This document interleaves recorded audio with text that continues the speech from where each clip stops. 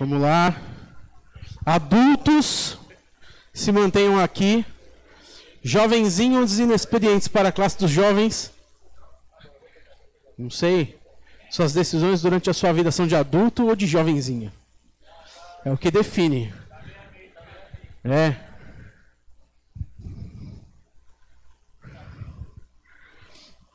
Vamos lá.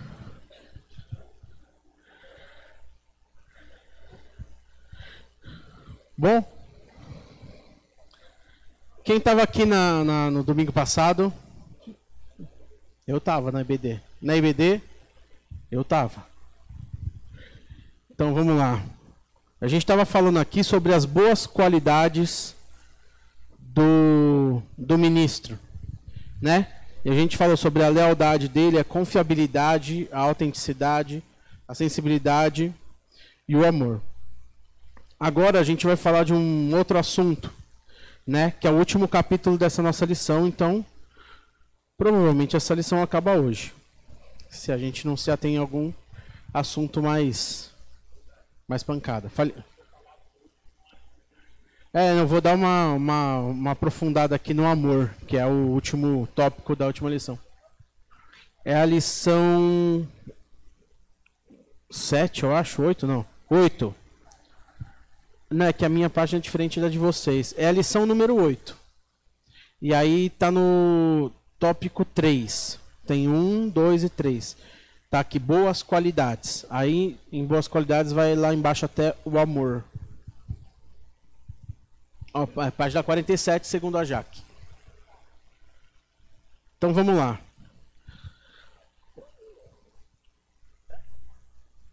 A gente leu bastante aqui sobre esse primeiro e um pedaço do segundo capítulo de Coríntios, falando sempre de como Paulo demonstrava o seu sentimento, a sua dedicação para com os coríntios, e como os coríntios também chegaram a dar o retorno na oração, na intercessão, na ajuda para Paulo. E como era importante essa relação, né? E a gente falou aqui da consciência de Paulo para com os coríntios e das boas qualidades dele, que ele tinha algumas características que fazia dele um apóstolo que era confiável, que era autêntico, um cara que era sensível às situações que estavam acontecendo, né? Ele era leal aos discípulos dele lá de Coríntios. E aqui eu só li, a questão do amor. Eu vou ler de novo aqui, ó. O apóstolo tinha pelos coríntios real amor. Foi essa a razão por que lhes escreveu. A tolerância aos coríntios, ao pecado, lhe causou muitos sofrimentos e angústia de coração, e trouxe muitas lágrimas, motivado pela grande afeição que lhes tinha. Desejava que tivesse tratado da situação antes de ir visitá-los outra vez. O que aconteceu? Paulo, ele tinha um...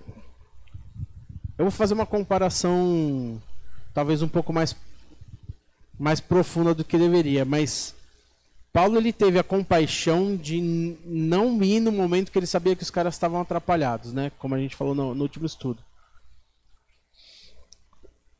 Tem um versículo da Bíblia, e eu não lembro onde está escrito, que fala que Jesus Cristo, ele esperou se completar a hora para que ele pudesse vir, para que o homem estivesse pronto a ouvir o que ele tinha a falar.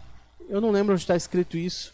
Eu não sei, eu acho que a gente falou até aqui na escola dominical, ou foi num estudo, que ele esperava que se completasse os dias para que ele pudesse vir. E eu vou procurar para vocês, vou ver se a gente posta no grupo da escola da EBD, se alguém não está no grupo da EBD. A gente tem um grupo da EBD, não tem? É o da igreja. Vamos lá.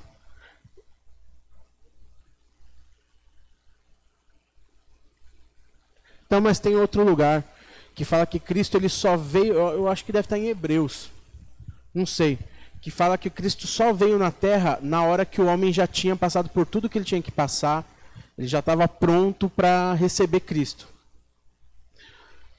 Com Paulo, eu acho que ele teve esse entendimento de que se ele fosse lá naquela hora, desse bronca no cara naquela hora do jeito que eles estavam, talvez os caras espanavam em vez de se consertar. Né? Por amor dos caras, eu acho isso, por amor dos coríntios. Né? E aí eu faço essa relação com Cristo e a gente, que também fala que ninguém sabe o dia nem a hora, mas o Pai sabe a hora certinha que Cristo vai vir. Por que Deus sabe a hora certinha? Porque Deus sabe a hora certa que os cristãos, de modo geral, vão estar prontos, já vai ter o número certo que Ele quer, eu não sei. Mas Deus sabe a hora certinha de Cristo voltar para a Terra. Até o próprio Jesus era vedado esse conhecimento para ele, talvez para ele não passar para a gente, né? Não sei, mas ele não sabia.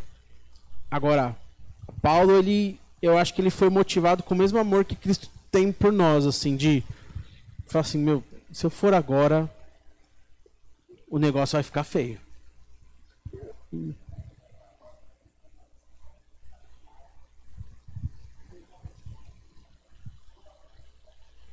Exatamente.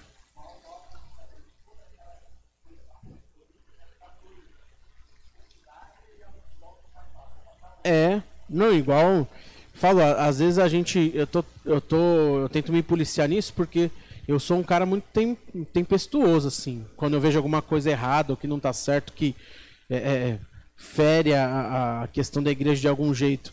E eu estou tentando filtrar isso para que eu possa analisar com um olhar mais clínico. Porque quando a gente toma uma decisão com aquilo que a gente vê na hora, sem analisar, sem ter uma resposta de Deus antes, pode ser que a gente faça bobeira mesmo, né? E talvez Paulo, ele estava nessa sabedoria, falou assim, não, se eu for agora eu vou catar os caras na chicotada e eu não quero, eu quero só ir com chinelo, né? Mais ou menos assim, porque eu acho que bronca os caras iam tomar, porque pelo que estava escrito aqui, eles estavam bem tortinhos, né? E o que a gente sabe, né, desse contexto todo é que tem uma outra carta, né? A gente leu isso, né? Tem uma outra carta que é entre 1 Coríntios e 2 Coríntios que a gente não tem acesso, porque ela foi perdida. Não sei se ela foi perdida lá nos manuscritos ou se, né, os caras chegaram a ler ou não, não sei. Eu sei que nessa carta parece que o conteúdo era mais pesado. Era uma carta um pouco mais... Eu acho que ele devia até, né, umas broncas mais pesadas, porque ele fala aqui, né, a gente chegou a ler, né, que tem uma outra carta que o conteúdo talvez fosse bem pesadão, assim. Agora, o amor de Paulo para com eles, a gente vê no cuidado que ele tem, né? Não só por causa dessa passagem, mas na questão do que eu estava falando no início mesmo, de relacionamento com eles. Ele sabia quem estava lá, ele sabia quem que ele enviou para lá, teve esse cuidado de mandar alguém, né? No caso aqui foi Tito, né? Que ele enviou com a carta. Agora o Tito não estava lá quando ele queria ir para lá, por isso que ele não foi. Mas ele tinha essa relação com os coríntios de pai e filho mesmo, né? A gente vê aqui. Só que agora outro aspecto que eu quero falar dessa questão, que ele fala aqui na carta, que quando ele soube, e aí isso é para a gente se colocar como a igreja de Corinto, porque a gente em comunidade aqui em igreja, a gente precisa entender que vocês, a gente, me coloco nisso, fazemos parte de um pequeno grupo que faz parte do corpo de Cristo, mas a gente como grupo, como igreja, se a gente não tem esse sentimento de unidade, a gente tem um problema. Olha só o que Paulo fala aqui das coisas que estavam acontecendo em Coríntios, o que causava nele. Muitos sofrimentos e angústia de coração, muitas lágrimas.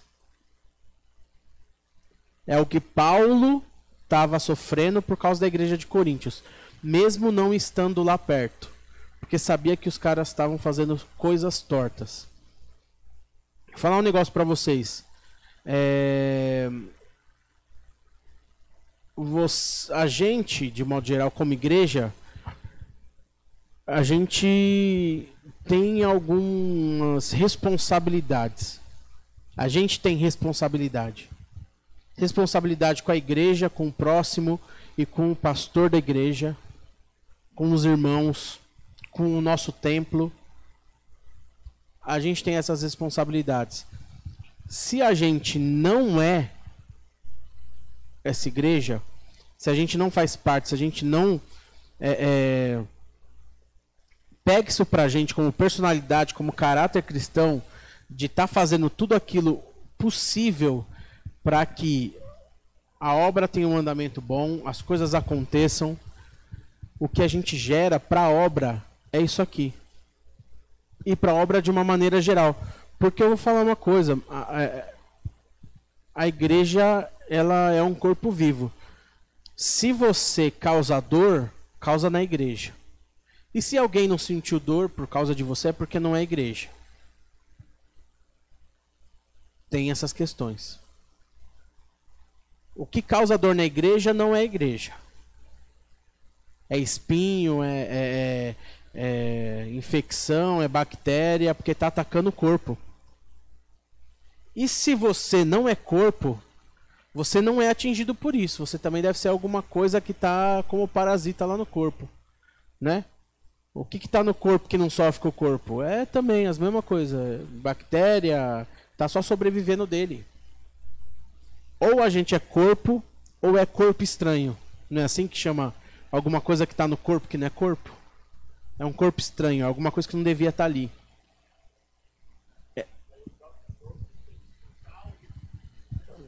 Teria, mas o problema é que hoje em dia, Paulo, em algumas cartas, em alguns lugares aqui, isso já criou polêmica na nossa igreja também. Com algumas pessoas que não enxergam dessa maneira. O próprio Paulo fala assim, ó, se a pessoa é desse jeito, não está de acordo com a palavra que é pregada, nem coma com ele. Por quê? Porque vai causar uma contaminação. É o próprio Paulo que fala aqui e a gente está querendo ser mais bonzinho, porque o mundo fala que você não pode ter barreira, intolerância, esses negócios. A gente está entrando na mesma noia que o mundo. Errado. A Bíblia, ela é muito categórica, ou é ou não é. Quem ouviu, ouviu. Quem é cristão, é cristão. Quem não é do corpo, não é do corpo. Quem ouviu e não pratica, aí é outra questão, né? Fala aí.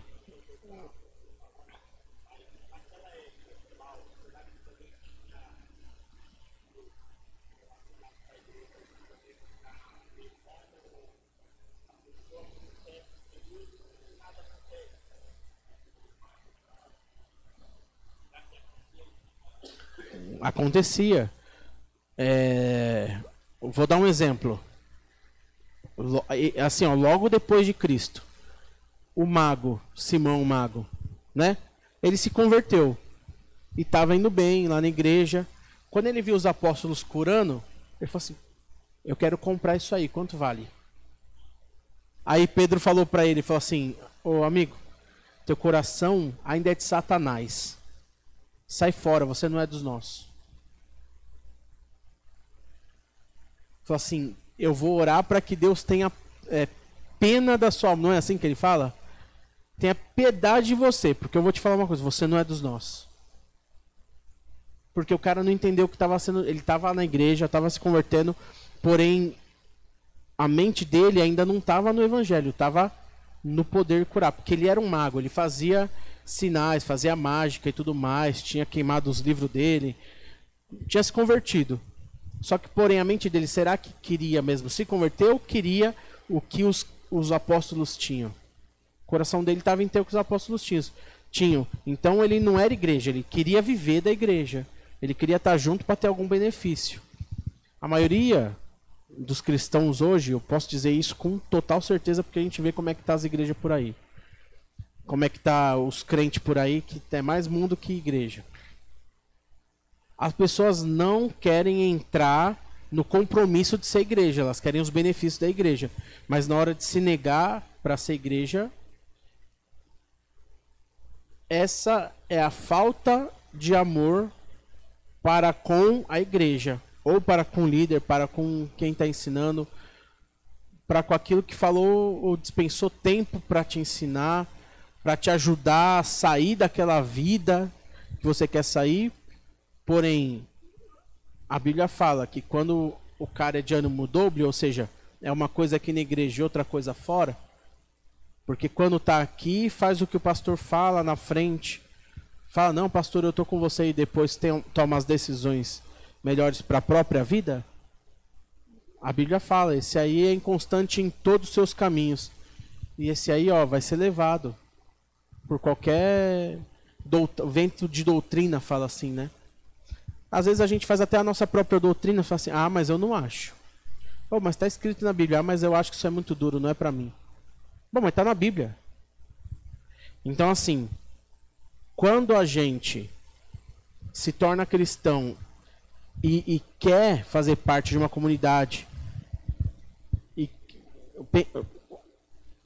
pensa bem o compromisso que você vai fazer com essa comunidade, com essa igreja, com o seu líder espiritual.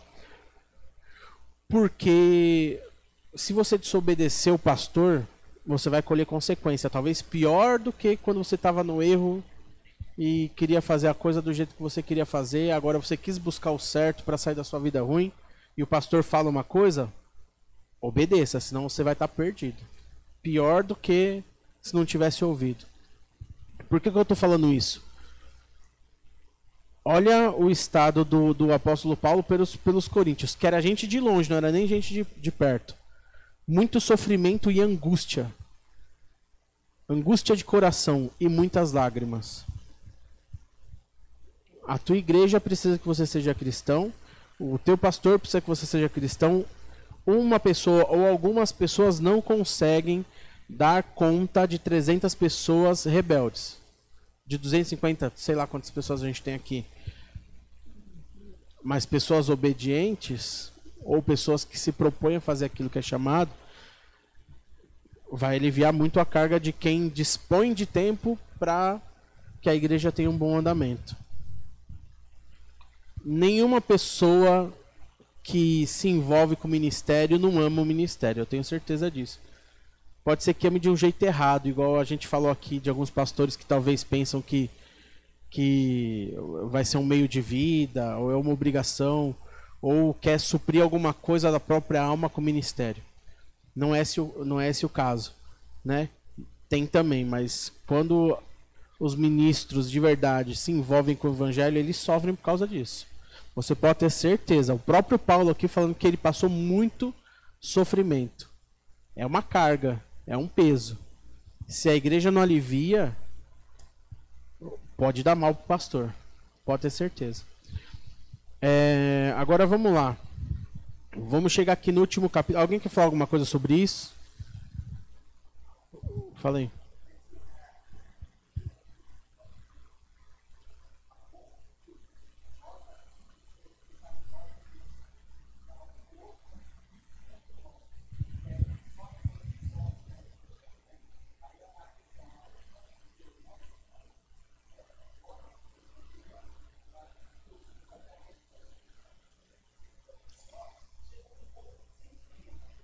Sim.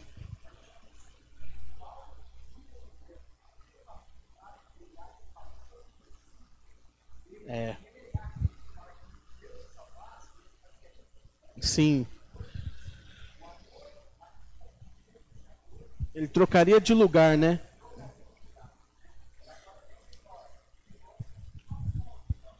Sim.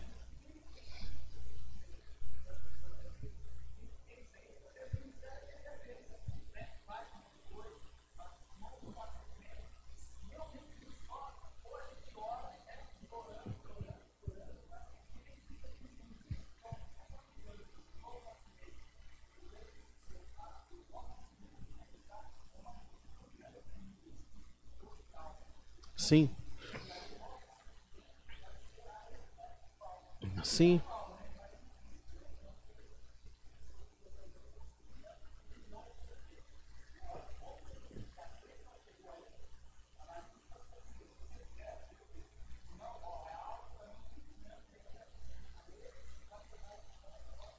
exato. Chorando.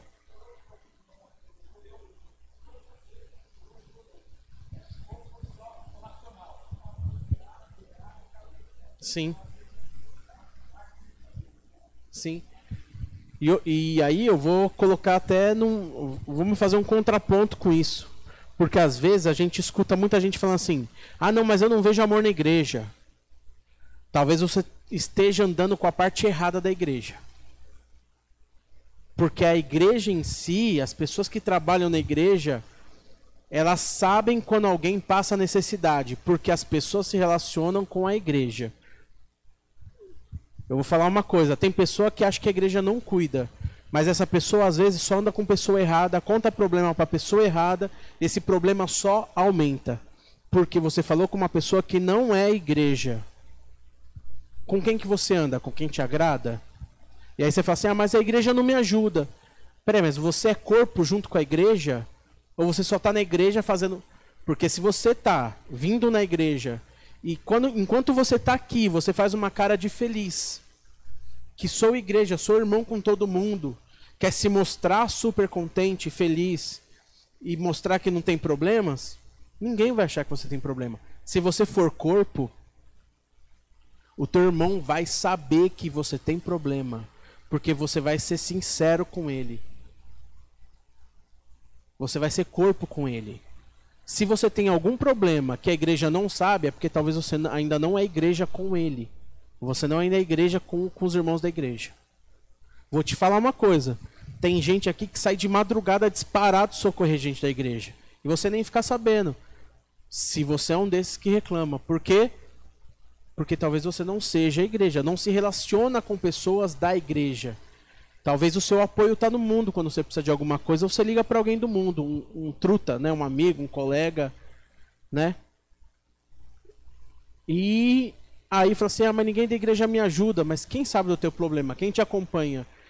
Com quem você anda junto? É uma pessoa que potencializa o seu problema ou é uma pessoa que resolve?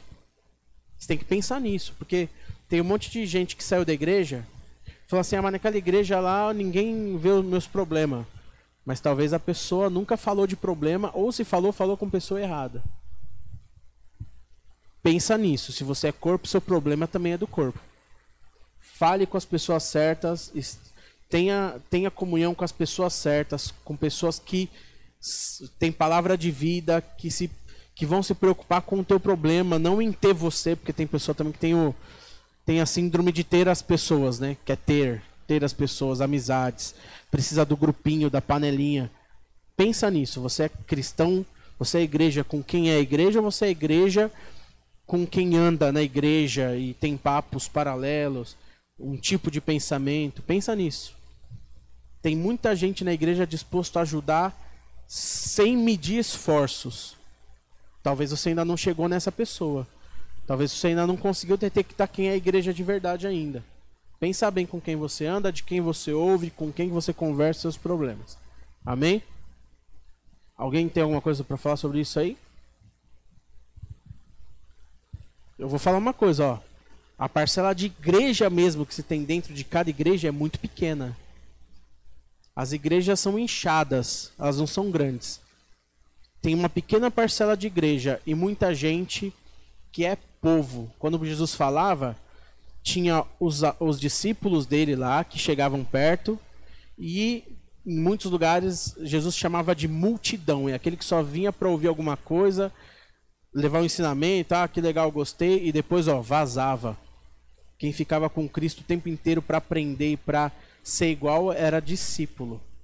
Tem uma diferença muito grande em ser discípulo e ser multidão. A parcela de discípulos dentro de uma igreja é muito pequena. Aquele que quer ser igual Cristo, que quer estar junto com o pastor para ajudar no que for preciso e necessário, que não quer só vir aqui para resolver algum problema, é muito pequeno. É muito pequeno. Pessoas dispostas... Diferente... Eu vou falar, tem gente que ajuda, porque está numa comunidade, é gostoso. Mas aquele que quer ser discípulo mesmo... Lembra que Judas estava entre os 12, ele estava junto. Mas ele só estava se aproveitando da bolsa. Pensa nisso. Será que a gente é discípulo mesmo? Discípulo, né? Vamos lá. O Ministério da Restauração, capítulo 4, aqui da nossa lição e o último. Nesses versículos, Paulo fez referência ao incidente que causou o problema. Com muita consideração, não citou a ofensa ou o ofensor. A expressão, se alguém causou tristeza, pode referir-se ao caso narrado em 1 Coríntios 5, de 1 a 2. As atitudes para restaurar um irmão estão sugeridas no texto. Vamos lá. Vamos ler aqui, ó, 2 Coríntios 2, de 5 a 11. Quem pode ler para mim? Deixa eu pegar essa Bíblia aqui. Meu, de quem que é essa Bíblia aqui? Essa Bíblia está aqui faz mó tempo. E é uma bibliona de estudo, a pessoa não deu falta, né? Olha. Deve ser, né? Não tem nome. Às vezes a pessoa nem sabe que está aqui. Será que é essa? Não tem nome, não. Lázara. Estava escrito? Não, mas aqui não está, não. Porque essa Bíblia aqui é boa, uma Bíblia de estudo grande. Vamos lá, vamos ler aqui, ó, 2 Coríntios 5, de 5 a... 2 Coríntios 2, de 5 a 11. Eu acho que eu vou ler aqui, então. 2 Coríntios 2, de 5 a 11, né? Vou ler para vocês. Ora, se alguém causou tristeza, não fez apenas a mim, mas, para que eu não seja demasiadamente áspero, digo em parte a todos vós, basta-lhe a punição pela maioria. Olha isso. De modo que deveis, pelo contrário, perdoar-lhes e confortá-los, para que não seja mesmo consumido por excessiva tristeza. Pelo que vos rogo que confirmeis para com ele o vosso amor. E foi isso também que vos escrevi, para ter prova de que em tudo sois obedientes. A quem perdoais alguma coisa, também eu perdoo. Porque, de fato, o que tenho perdoado, se alguma coisa tenho perdoado, por causa de vós, o fiz na presença de Cristo, para que Satanás não alcance vantagem sobre nós, pois não lhe ignoramos os desígnios. Vamos lá. Olha só que coisa louca. O Paulo estava falando aqui, ó. Se alguém causou essa tristeza, perdoa os caras, tenha paciência, né? Porque a gente sabe, e eu acho que isso é o mais importante, a gente sabe como Satanás trabalha. É isso que ele está falando aqui. Satanás trabalha nos corações, Satanás trabalha na mente, a gente conhece os desígnios dele. Vou começar a ler aqui na revistinha para vocês. E aí a gente vai falando, ele vai dar alguns tópicos aqui sobre esse ministério da restauração, né? Com o qual a gente tem que trabalhar de maneira muito cuidadosa, vamos colocar assim.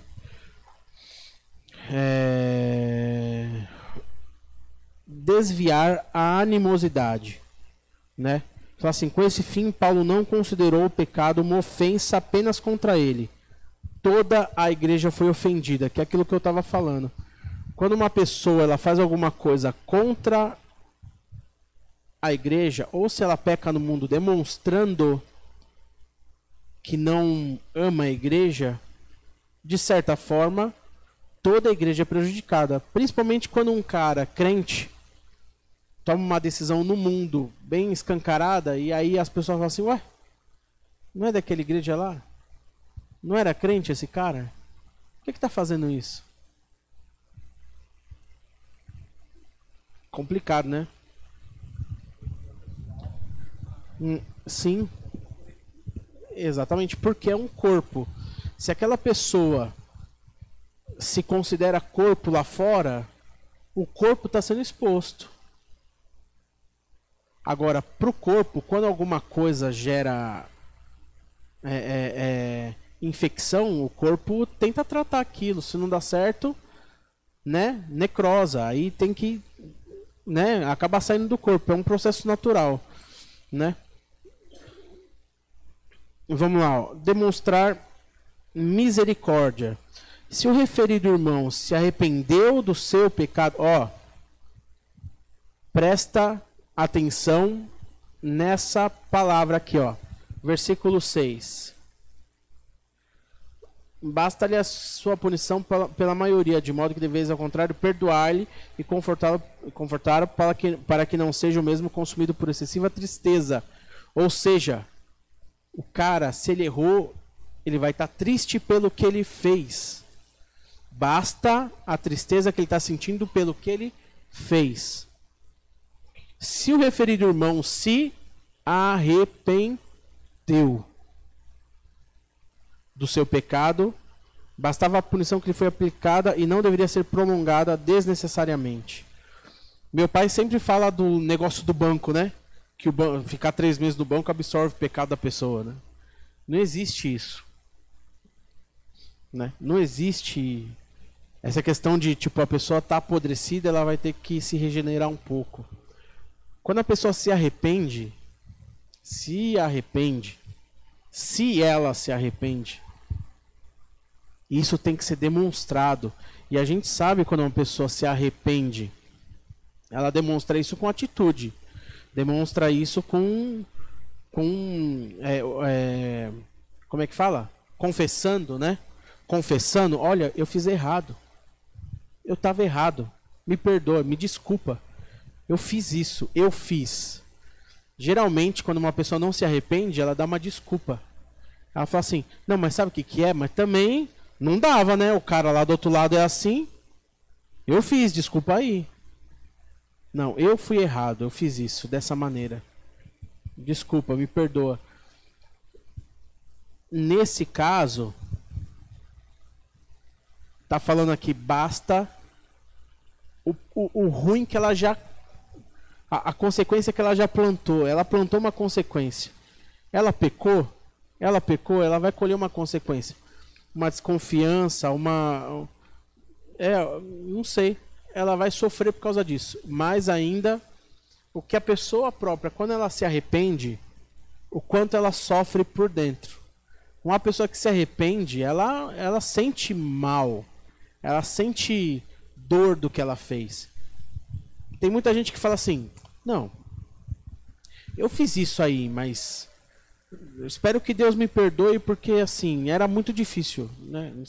Se a pessoa está arrependida, é complicado, né? Lógico que só Deus sabe quando uma pessoa se arrepende de verdade. A gente não pode julgar. Mas tem algumas coisas que demonstram se a pessoa se arrepende ou não, né? A atitude, por exemplo, é uma coisa que demonstra muito. Através...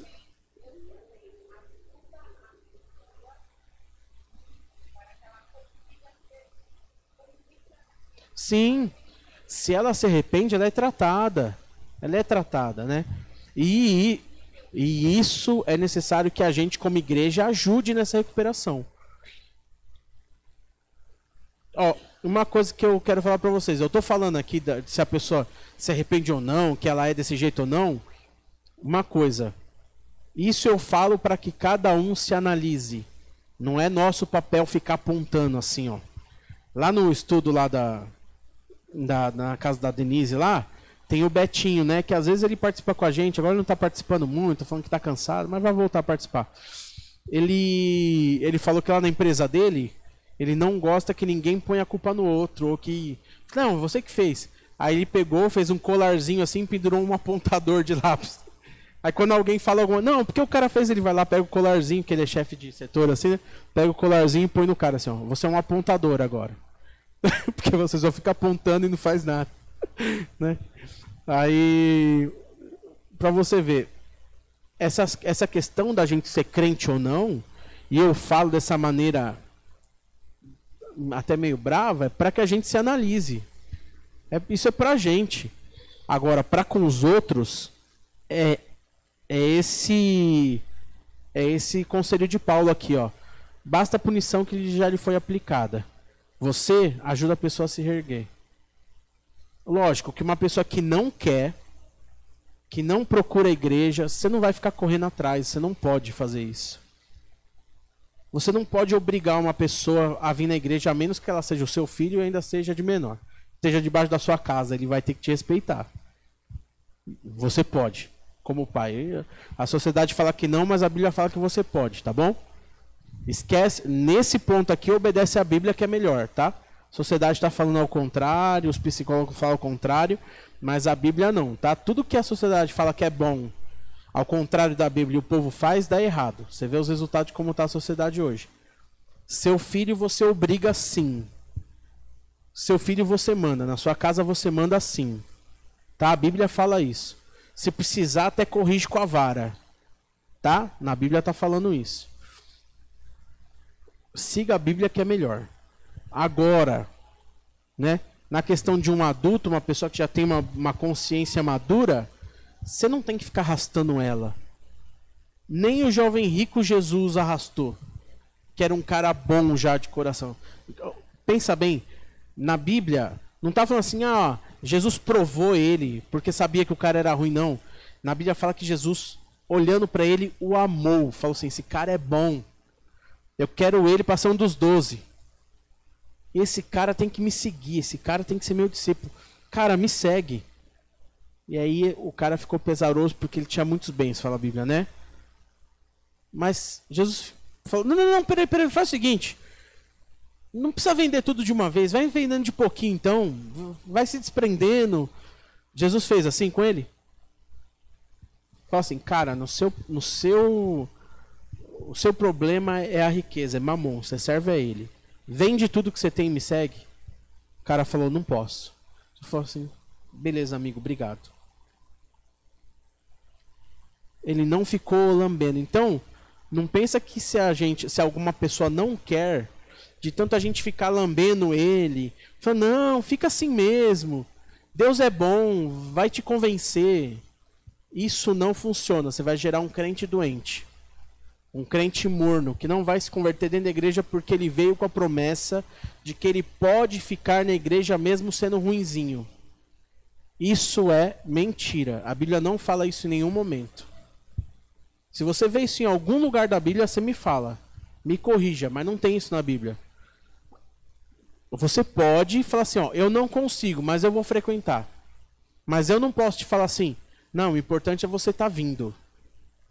Eu não posso falar isso pra você. Eu tenho que falar assim, você tem que mudar, cara. Enquanto você não mudar, não funciona. Vamos lá, próximo capítulo aqui, Restaurar a alegria. A atitude da igreja devia ser perdoá-lo e confortá-lo para impedir que fosse consumido por excessiva tristeza, perdesse a esperança de ser perdoado e entrasse em estado de desânimo. Às vezes, vai chegar alguém aqui na igreja destruído, arrependido, que vai precisar de companhia, vai precisar de auxílio, vai precisar estar na sua casa todo dia. A pessoa que quer, não a pessoa que fica lamentando, que não quer vencer, a pessoa que quer. Você não vai falar que é uma pessoa que está triste por causa de alguma coisa que aconteceu, por causa de alguma coisa que fez. Ela fala assim, cara, não consigo, a acusação na minha mente está difícil, é complicado. Essa pessoa, ela não está lamentando. Uma pessoa que está lamentando é que ela fala assim, eu não consigo, e faz errado de novo. E fica dando desculpa. Eu estou falando de uma pessoa que ela luta. Teve pessoa que já morou lá em casa que ela lutava contra o que era ruim. A pessoa chegava a suar, chorar. Ficou um tempo lá em casa para tentar desvencilhar a mente das coisas ruins. Acontece. Precisa de apoio. Existe um tempo de restauração na vida de uma pessoa que sofreu uma coisa muito grande. É necessário que ela tenha apoio, tá? Aí, 4. Afirmar o amor. A atitude recomendada por Paulo confirmaria para com o irmão penitente o amor da igreja. Uma coisa que a gente precisa, e aí sim talvez a gente precise melhorar como igreja. Tudo bem, eu falei lá que a gente às vezes, quando você está mal, às vezes você não procura quem é do corpo e às vezes não está junto da pessoa errada. Mas a igreja precisa estar atento se aquela pessoa está sendo amparada ou não. Porque E isso talvez seja porque temos muito poucas pessoas que pensam na saúde da igreja, na saúde dos irmãos. Lógico que para as pessoas que estão mais perto é mais fácil a gente ver, né? Por exemplo, tem o grupo da pesca lá, tem uns irmãos que sempre tá se falando no grupo lá, vai junto pescar. Talvez nesse grupo, um cara que tá mais caído, a gente consiga enxergar melhor. Mas e uma pessoa que não está inserido nesse grupo? Se é nesse grupo que a gente conversa mais. Uma pessoa que a gente não conversa muito, ou não curte os mesmos tipos de coisa que a gente curte, tem outro tipo de lazer, tem outro tipo de pensamento, de coisa que agrada fazer no final de semana. Tem cara que nem pode estar junto, que tem muito compromisso com família. E eu falo não de ficar indo em festa, mas o cara trabalha a semana inteira, o único dia que ele tem para resolver as coisas da casa, fazer compra, arrumar, tudo é final de semana, o cara não sai. Como que você enxerga esse cara? Será que as nossas coisas estão impedindo a gente de ter relacionamento com quem precisa de verdade? A gente precisa entender isso também. Como igreja. Por que aquela pessoa não se enturma muito? Vou convidar ela para ir na minha casa. Vou ver do que ela gosta. Às vezes ela gosta de alguma coisa igual a mim. Podemos fazer junto. Né? No caso do meu irmão Rogério lá é o churrasco. Ele... Olha lá. Ele é o cara do churrasco. Então, o que ele faz? Eu não estou falando de mim, não. Estou falando dele. Eu tenho um irmão lá que ele não conhecia muito, lá, o Vando, o Thiago. Eu vou conversar de churrasco. Vamos lá em casa? Não, vamos na sua casa. Vamos fazer um churrasco nós e ficar conversando. Só que é o seguinte, hein, vamos ficar até as 4 da manhã para conversar bastante. Né? É, né? Então, o que acontece? Conversou de alguma coisa que talvez eu gosto, talvez a pessoa gosta, é pesca, talvez é falar sobre negócio, talvez é falar sobre artesanato, não sei. Do que você gosta? Do que a pessoa gosta? Você já perguntou? Tem um irmão que você nunca falou com ele? Do que você vai falar com ele? O que você vai chamar ele para sua casa? O que você vai fazer lá com ele? O Márcio gosta de cozinhar. Não é, então, ó. O Márcio gosta de fazer panetone. Se um dia você quiser aprender a fazer panetone, vai na casa dele, conversa com ele, conhece a família. Né? Você gosta de correr? Olha, o Edson gosta de correr. Quer trocar uma ideia com ele? Vai lá. Não sei se você vai conseguir acompanhar o ritmo dele e conversar alguma coisa, acho que você só vai ficar ofegante. Mas ele corre na Kennedy. O Carlão também. Quem gosta de bike? Né? O Flora gosta de bike. Se você falar pro Flora, vamos dar uma volta de bike agora? Vai. Bom, você deve gostar de alguma coisa que seu irmão também gosta. Que tipo de vínculo você pode ter com um irmão que você não conversa? Precisa. É necessário. É necessário ter comunhão. A Bíblia fala que lá os primeiros cristãos eles se reuniam nas casas e eles estavam em comunhão continuamente. Sabe o que é continuamente? É um não sair da casa do outro. Até o mundo chegar e falar assim, nossa, esses crentes é tudo folgado, ficar um na casa do outro, comendo lá, comendo aqui, aí janta junto lá no outro lugar, aí de repente tá todo mundo no parque junto, fazendo um piquenique. É assim que tinha que ser. Junto o tempo inteiro. Se você tem muitos compromissos fora desse contexto, tem alguma coisa errada. Tem alguma coisa errada. O teu lazer está em primeiro lugar. Vamos lá. 5. Paulo reafirma a sua comunhão com os coríntios no perdão ao ofensor arrependido. Se havia alguma coisa a perdoar, ele o fazia por causa deles, na presença de Cristo. E aí, como que eu vejo isso aqui? Você já viu aquela pessoa que fala assim, ó? Não, eu já perdoei, agora é ele com Cristo, eu só não consigo mais falar com a pessoa. Alguém já ouviu alguém falar assim? Isso é demoníaco. Isso não é de Deus, porque aí você não perdoou. Talvez a pessoa possa ter alguma barreira com você. Você não pode ter essa barreira com ela. Porque alguém já te matou? Alguém, da pior maneira possível, com raiva e com ódio? Você não foi morto, né? Você está aqui. Alguém já tentou te matar com ódio, com pedrada na cabeça? Bom, Estevão foi morto assim. O único pensamento que ele teve com os assassinos dele foi assim: Deus, não coloque sobre eles o peso da minha morte, porque eles não te conhecem. Enquanto quando alguém faz mal para você, você fala assim: um dia esse cara vai ter o que merece. Bom, isso é demoníaco. Se você pensa assim, você é um endemoniado. Posso falar isso com a boca cheia. Se você pensa desse jeito, hoje procura o pastor e fala assim: pastor, eu preciso de um basta porque meu coração ainda é ruim. É.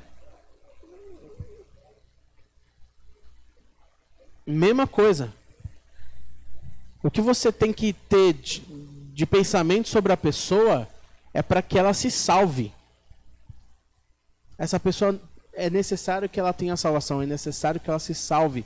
Porque se ela fez isso, ela foi subjugada por Satanás. Ela está presa.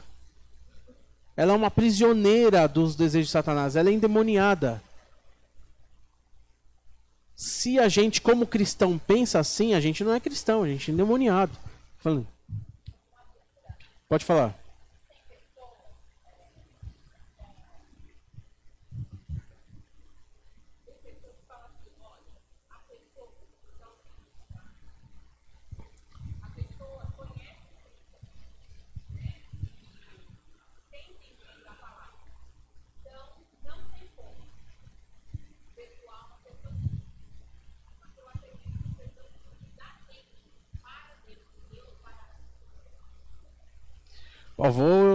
Vamos lá. Jesus, ele falou assim: o poder de perdoar está em quem? Para quem que ele deu o poder para perdoar? Ah, sim. Aham. Sim. Aham.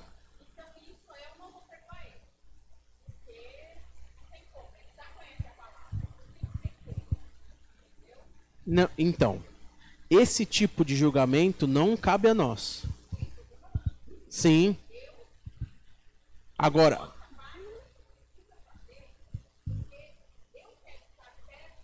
não, então, aí respondendo a isso, a quem Deus deu o poder de perdoar pecados?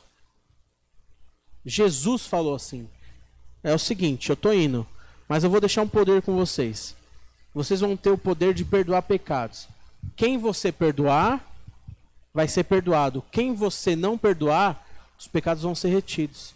Porém, não é um poderzinho que eu tenho e eu faço o que eu quero com ele. É uma responsabilidade de cristão. Olha que pesado isso ou não? Eu tenho o poder de perdoar pecados. A gente tem poder de perdoar pecados. Está na Bíblia. Deus deu isso para os apóstolos. Deus deixou isso com a gente através do Espírito Santo. Quando ele soprou lá na missão dos 70, não foi? Vocês vão ir, vão orar, vão curar enfermos. Vocês vão perdoar pecados. Para quem vocês perdoar pecados, vão ser perdoados. Quem vocês não perdoar, vai ser retido. Por quê? Porque eu estou te dando o Espírito Santo. Você vai ter o poder de julgar se aquela pessoa ela está apta a ter uma restauração ou não. É um poder que a gente tem. O problema é que às vezes a gente acha assim: eu vou perdoar aquele cara lá. Como é que eu vou falar isso? Não, ele fez do jeito dele. Quando ele faz alguma coisa fora da Bíblia, quando ele acha que ele está certo, eu não posso chegar para ele e falar assim: cara, você está perdoado por isso, Deus não vai te julgar. É uma coisa. Se é uma ofensa contra mim, eu perdoo. Agora, se o cara falar assim: não, ó, porque lá na igreja tal, o pastor pode se divorciar. Você acha que está tudo bem? Não, tudo bem. Se a pessoa, tudo bem você se divorciar. Se eu falo isso pro cara e o cara acredita de verdade, o pecado dele está sobre mim. Esse poder virou para mim uma maldição. Sendo que esse cara, ele leu na Bíblia Jesus falando que não pode. Entendeu? Eu não posso falar para um cara assim: não, tudo bem, vocês já estão noivo? Vai fazendo, vocês vão casar mesmo. Eu já vi pastor falar isso. Não, tudo bem, tá vivendo junto, já tá casado. E aí o cara fala assim, pastor, eu caio toda semana, eu tô com a minha namorada, a gente faz toda semana. E aí, tá difícil. Não, tudo bem, meu filho, isso não pega nada não, vocês vão casar mesmo. Eu tô perdoando um pecado desse? Eu tô me fazendo pecado junto com o cara. Entendeu?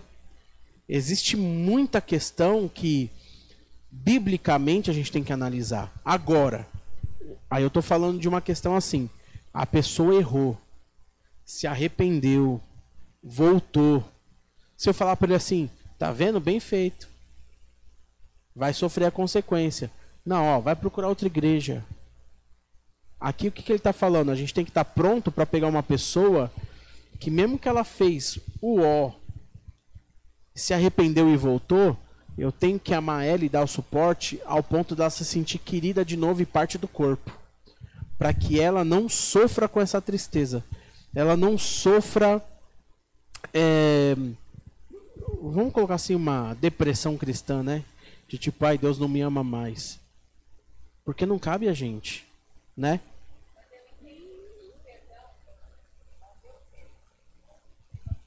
Sim.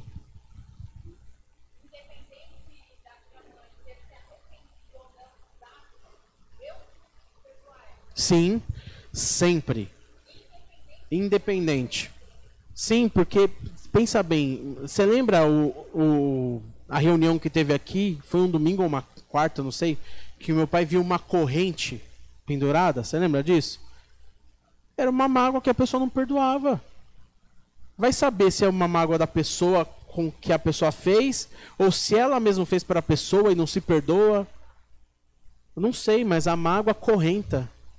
Eu preciso estar livre, eu preciso perdoar. Ah, mas a pessoa não vai com a minha cara. Tudo bem, mas eu não tenho nada contra ela. Eu tô livre. Não, mas a pessoa não me perdoa. Eu já pedi perdão para a pessoa. Se a pessoa não me perdoa, ela tá acorrentada. Eu não. Só se eu cumprir tabela. Não, tudo bem, eu vou pedir perdão porque é necessário, mas eu não dou com aquela pessoa. Não vai dar na mesma. Meu coração é que manda, não o que eu falei da boca para fora não adianta nada.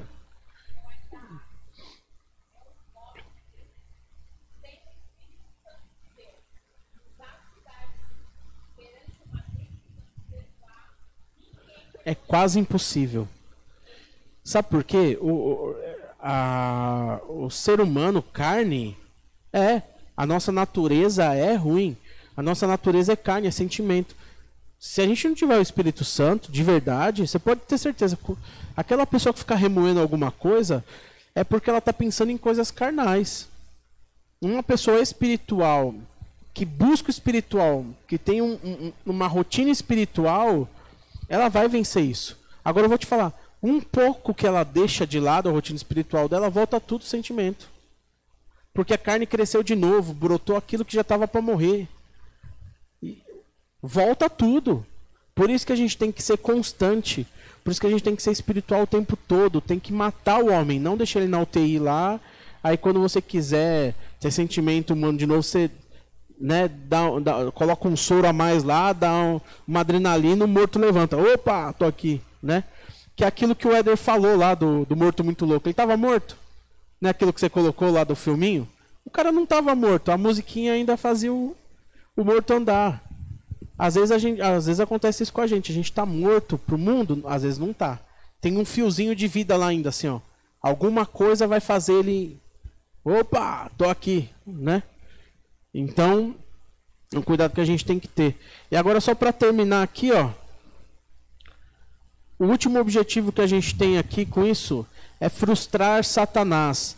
É perigoso para uma congregação ser omissa, que é aquilo que eu estava falando, na aplicação da disciplina necessária. É perigoso a gente não lidar com o pecado de forma muito cuidadosa. A gente não pode ser omisso na disciplina. Tanto quanto também é perigoso não exercitar o perdão quando há arrependimento sincero. Eu acho que foi muito assertivo o que ele colocou na revistinha aqui, né? Satanás encontra nisso uma brecha para interferir e usar os seus estratagemas, né? O seu plano. No primeiro caso, ele destrói o testemunho de uma igreja. A gente chama aqui na igreja isso de iniquidade, né? Que eu acho que talvez seja o termo mais adequado para isso. Iniquidade é quando a gente não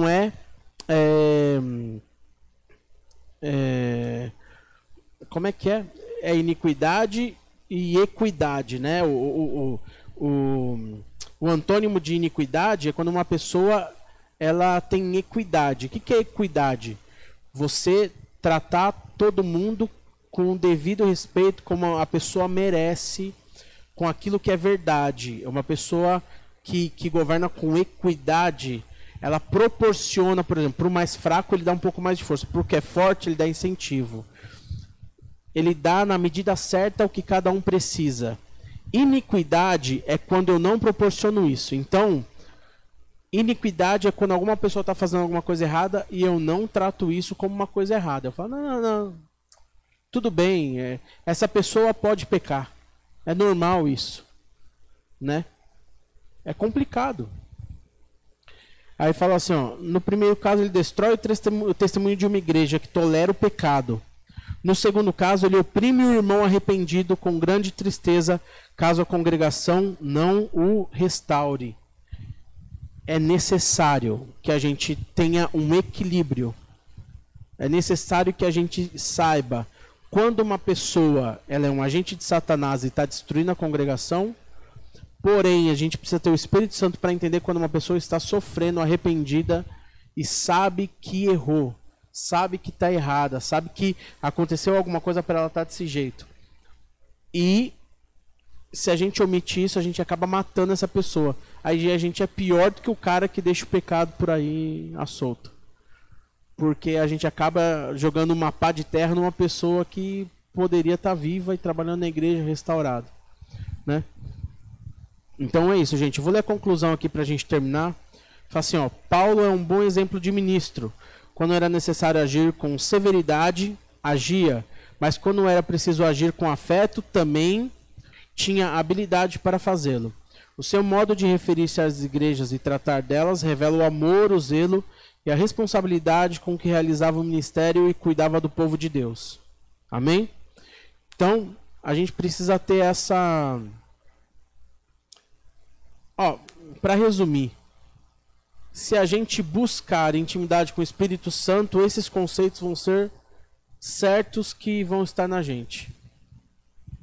A gente tem que ser equilibrado, mas a carne tem que ser mortificada, o Espírito tem que crescer para a gente crescer nisso, senão a gente não consegue fazer essas coisas.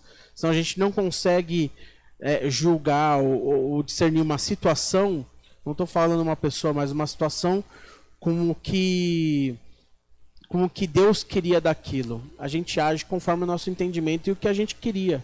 O que a gente quer fazer, o que a gente quer julgar uma pessoa, quer dar um fim numa situação, quer resolver logo uma coisa.